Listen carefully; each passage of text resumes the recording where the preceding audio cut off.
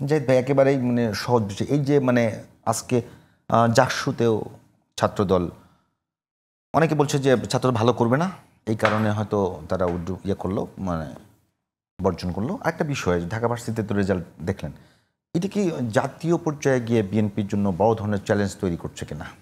আমার কাছে মনে হয় না। আমার কাছে মনে হয় না, কারণ হলো যেমন ধরুন এই শিক্ষা প্রতিষ্ঠানগুলো ডাকসু, জাকসু, রাকসু, চাকসু, যেখানেই হোক না কেন, একটা স্পেসিফিক শ্রেণীর, একটা স্পেসিফিক টাইপের মানুষ।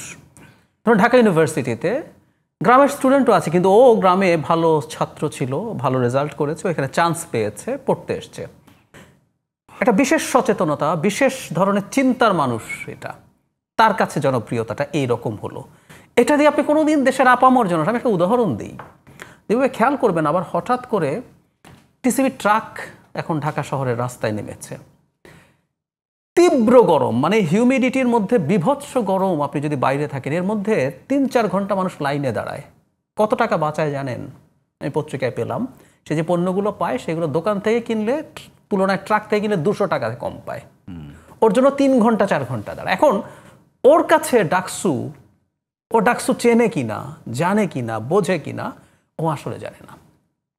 সো আমাদের শহুরে কিছু সচেতন মানুষের মধ্যে এটার এক ধরনের ইয়ে আছে। সো জাতীয় নির্বাচনে কিছু খুব, বাট এটা খুবই নেগলিজেবল প্রভাব হবে বলে আমি মনে করি।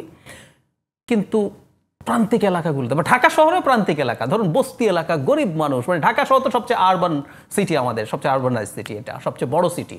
কিন্তু এখানেই আপনি যদি জিজ্ঞেস করেন, প্রত্যেকটা সিটির মধ্যে অসংখ্য ভোটার আছে যারা ডাকসু বোঝেন না, তাদের কাছে ওগুলো আসলে ম্যাটার করে না। সেজন্যই আমি মনে করি না এটা খুব বড় কিছু হবে। তবে একটার পর একটা শিক্ষা প্রতিষ্ঠানে ভালো করছেন, এটার আস্তে আস্তে একটা দীর্ঘমেয়াদী প্রভাব পড়তে পারে। এটা কিন্তু, এবং এটা একবার না, যদি পরবর্তীতেও তারা ধরে রাখতে পারেন, সেগুলোকে তারা সেল করতে পারবেন, এটা নিশ্চিতভাবেই জামায়াত ইসলামী বা ছাত্র শিবির এগুলো সেল করবে, এবং তারা মানুষের কাছে, সাধারণ মানুষের কাছে যতদূর নিয়ে যাওয়া যায় চেষ্টা করবে। সো এই নির্বাচন না, ভবিষ্যতের নির্বাচনগুলোতে ধাপে ধাপে প্রভাব বাড়তে পারে, যদি তারা এই সাফল্য ধরে রাখতে পারে। 90-এর যে গণ আন্দোলন, সেখানেও কিন্তু ডাকসু একটা বড় ভূমিকা ছিল। জি, ওই সময়টাতে দেখা গেছে ছাত্রদল পুরো বাংলাদেশে ভালো করছে। জি, সেই রকম কোনো সম্ভাবনা আপনি দেখছেন? আমি দেখছি না, কারণ হলো সেই সময় বিএনপি বা ছাত্রদল, মানে বিএনপির কথা বলবো, মাদার অর্গানাইজেশনটাই সংগঠন হিসাবে যত বড় ছিল, সে সময় কিন্তু আওয়ামী লীগ এবং বিএনপির জনসমর্থনের দিক থেকে একদম সমান সমান প্রায় এই পর্যায়ে ছিল। সেটা একটা জিনিস। জামায়াতে ইসলামের সাথে বিএনপির শক্তির বা সমর্থনের ক্ষেত্রে আমি এখনো মেজর পার্থক্য আছে বলে মনে করি। একটা জিনিস খেয়াল করবেন, 79-80-র দিকে যে মাহমুদুর রহমান মান্না যখন হচ্ছেন, মান্না বলছেন কিছুদিন আগে তিনি খুবই জনপ্রিয় ছিলেন, তার একটা পর্যায়ে তার বাসদ, তার দল ছিল, জাসদ ছিল, তো ওটা তো জাতীয়তে কিছু করে নাই। কিন্তু জামায়াতে ইসলামীর অবস্থা জাসদ বাসদের মতো না, তার চেয়ে অনেক ভালো, কিন্তু বিএনপির সাথে কিন্তু গ্যাপ এখনো ইজ হিউজ। যদি একেবারে নেক টু নেক হতো, তখন কিন্তু এই নির্বাচনগুলোর একটা প্রভাব পড়তে পারতো। এই হিসাবটা কিভাবে করছেন যে বাংলাদেশে ভোটের সমীকরণ এখন পর্যন্ত, যদি আমি 73-এর নির্বাচনের ভোটের ফলাফল যদি দেখি, 96-এর ভোটের সাথে তো মিলে না, 25 বছর পরে। নিশ্চয়ই তো বাংলাদেশের লাস্ট নির্বাচন গ্রহণযোগ্য 2001 যদি ধরে থাকি, তো আজকে 2025 বছর পরে ভোটের এই মুহূর্তে বাংলাদেশে ভোটের অবস্থা কি, সেটা কি দিয়ে পরিমাপ করা যায়? খুব কঠিন, কারণ ভোট হয় নাই তো। এবং আমাদের দেশের জরিপকেও আমি রিলাই করি না, কারণ আমাদের দেশের মানুষ আসলে রাজনৈতিক সিদ্ধান্ত অনেস্টলি বলেন না। ইভেন 2001-এ জামাতের ভোটের পার্সেন্টেজ নিলেও হবে না, বিএনপিরও নিলে হবে, কারণ তারা জোট করেছিল, পরস্পরের ভোট গেছে। জামাত একা নির্বাচন করেছিল 96 সালে, সিট কম পেয়েছেন, 3টা সিট পেয়েছেন, কিন্তু তারা 7% বেশি ভোট পেয়েছেন তখন। ওনারা যে পিআরের কথা বলছেন, দেখুন সেবারও যদি পিআর থাকতো, টেকনিক্যালি বলছি, ওনারা 21টা সিট পেতেন।